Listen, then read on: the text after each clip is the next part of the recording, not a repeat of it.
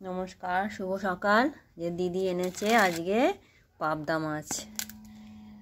পাবদা মাছের ঝাল হবে না ফ্রাই হবে দেখি, কে কী খাবে সেরকম মতন রান্না হবে। বেচে দিই আমি পাবদা মাছটা। ঠিক আছে, দিদি এই মাছটা বাজবে বলছে, বেচে দাও মাছটা তাহলে। এখানে আমি মুগের ডালটা ভেজে নিচ্ছি। আজকে একটু খিচুড়ি করব। এই যে সব রকম সবজি আছে, ফুলকপি, আলু, বিম কড়াই, বাঁধাকপি, সব সবজি আছে। এটা দিয়ে মুগের ডাল দিয়ে একটু গোবিন্দভোগ চাল দিয়ে আমি নিরামিষ খিচুড়ি করব। যে হাঁড়িতে জল বসিয়ে দিয়েছি। আজকে আমি রান্নাটা গ্যাসেই করব। এখানে ডালটা ফুটছে, আমি ভেজে এখানে জলে দিয়ে দিয়েছি ফুটতে। আর এই যে চালটা আমি এখানে ধুয়ে রেখেছি, চালটা এবার এর মধ্যে দিয়ে দেবো। কপিগুলো একটু ভাজি ভালো করে, লাল লাল করে ভাজি, ভেজে তারপরে হাঁড়ির মধ্যে দিয়ে দেবো।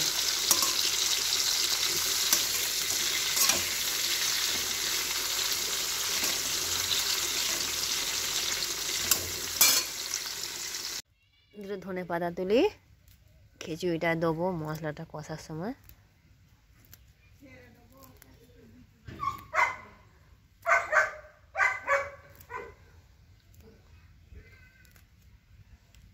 দুটো গাছ বসালে এটাই সুবিধা, যখন ইচ্ছা হয় তখনই তুলে নিয়ে খাওয়া যায়। সব তরকারি পাতিতেই আমাদের ধনে পাতা দেওয়া হয়,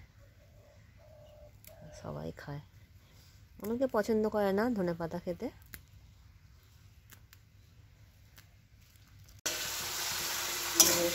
এখানে আমি মশলাটা কষে নিচ্ছি। আদা বাটা আর টমেটো, তারপরে তেজপাতা, কাঁচা লঙ্কা, একটু জিরে ফোড়ন দিয়ে, আদা দিয়ে, হলুদ গুঁড়ো, লঙ্কা গুঁড়ো দিয়ে মশলাটা কষিয়ে নিচ্ছি এতে কড়ার মধ্যে। আর এতে আমি সবজিগুলো দিয়ে দিয়েছি। ডাল একটু সেদ্ধ হওয়ার পর তবে চাল দিয়েছি। চালটা সেদ্ধ হতে বেশিক্ষণ লাগবে না। কপি দিয়ে দিয়েছি, মটরশুঁটি, ডিম কড়াই, আর এখানে একটু পালং শাক পাতা ভিজিয়ে রেখেছি নুন দিয়ে, কেন এগুলো তো ওষুধ দেওয়া থাকে, ওই জন্য দিয়ে একটু পরে এগুলো দিয়ে দেবো। আর এখানে একটু ধনে পাতা তুলে রেখেছি, এগুলো জলে ভিজিয়ে রেখেছি। এটা একটু চাপা দিয়ে দিই,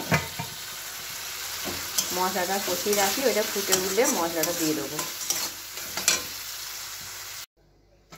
তোমাদের দেখাই খিচুড়িটা কেমন দেখতে হয়েছে। দাঁড়াও, এই যে ধোঁয়া উঠছে, এখনো ফুটছে। এই যে সব রকম সবজি আছে, খুব সুন্দর কালারটা হয়েছে। আর হবে, আমি তো খাবো না, আমার মেয়ে আর ওর বাবার জন্য আছে পাবদা মাছের ফ্রাই। হ্যাঁ, এই হয়ে গেছে। হ্যাঁ, এখানে খিচুড়ি বেড়ে নিয়েছি, আর এখানে পাবদা মাছগুলো মশলা দিয়ে ভাজা করছি। ব্যাস, এবার গরম গরম দিয়ে দেবো মশলা মাখানো পাবদা মাছ ভাজা।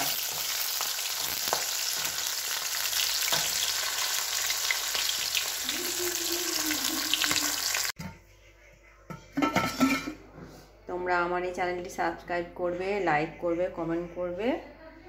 আজকের মতন টাটা।